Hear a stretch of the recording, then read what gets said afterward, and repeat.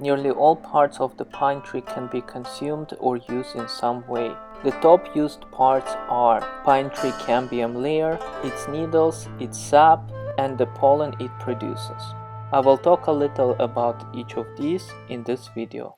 Good morning and welcome to Backyard Garden with Alex Panasov. Today you will learn about pine tree, its benefits, and how it can help us in our daily life. Welcome to episode 7, part 5 of a 6-part video series.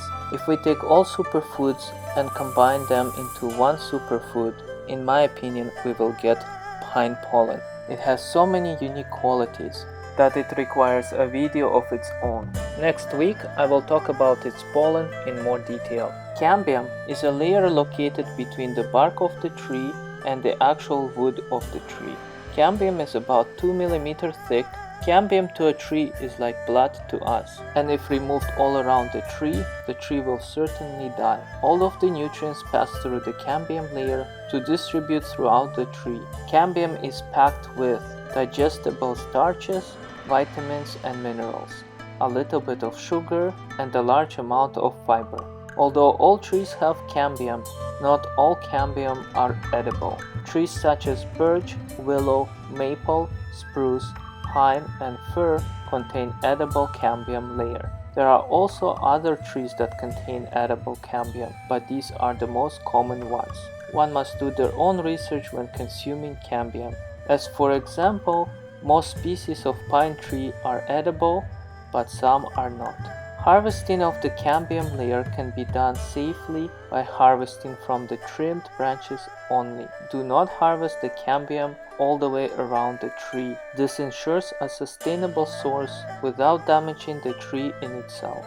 Cambium layer is best deep fried in animal fat such as bear or deer. Add a little bit salt and pepper for some flavoring. Extreme care must be taken when frying cambium as it is extremely flammable, so use low heat when possible. Please remember to like, subscribe, and press that notification button so you don't miss any of our new videos. A cup of pine needle tea contains 5 times more vitamin C than a lemon. Vitamin C is an antioxidant and immune system booster. It contributes to the health of the cardiovascular system, overall skin and eye health. It is easy to identify white pine. It has long, evergreen needles that grow in clusters of 5 and is a good choice for consumption.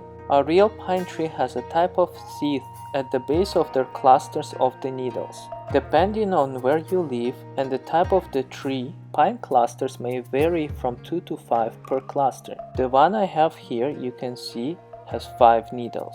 I also have one that has 2 needles. Both of these are safe for consumption.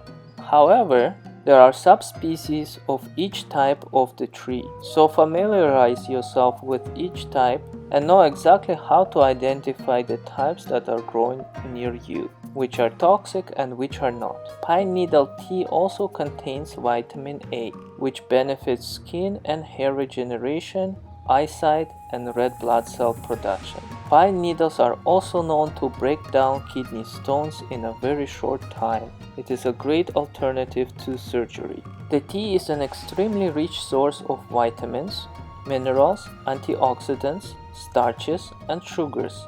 Unlike most other trees and herbs that should be collected seasonally for maximum nutrition, pine needles have nutrition in them all year round. It is better to dry the needles before making the tea, but if you are in a rush, you may crush a bunch of these needles between a couple of rocks or between your fingers to help the nutrition come out into the tea. If the needles are boiled in the water, it will destroy vitamin C, but not vitamin A. Thus, it is better to first boil the water, let it cool a few degrees, and steep the needles in it. The tea from the white pine tree needles is one of the more mild tasting teas, and the color of the green needles does not leach into the water, so the tea looks almost clear, just like plain water. In my opinion, it is best to collect the pine needles in spring, when they are just about to start growing. They will have the best flavor to them. If the needles are collected during the winter time, for example, the tea will have a slight bitter taste to it. The four main groups of edible trees are pine, like white pine, spruce, like white spruce, cedar, like white cedar, and fir, like balsam fir. All of these are good for human consumption. White cedar tea tends to have a more smooth and sweet flavor. Balsam fir has a flowery flavor. White spruce has a fruity flavor, and white pine has a sharp and acidic flavor. Pine pollen has gotten quite popular these days and is known as superfood. Pine pollen is collected from the male cones that produce yellow powdery pollen. To put it simply, pine pollen helps to balance the hormones of both males and females, estrogen and androgen, and balance out the sex drive of middle-aged men and women. It is quite simple to collect your own pollen during its season in spring. To store the pollen for more than just a couple of weeks, it is best to freeze it. The pollen will taste bitter if kept for too long out of the freezer. Pine tree sap has antibacterial and anti-inflammatory properties, and its stickiness can help to close up wounds. Although pine tree sap does not have too many medicinal properties to my knowledge, it makes it up in other aspects. It can be used to make soap, glue, for waterproofing, make a torch, or make a sap lamp.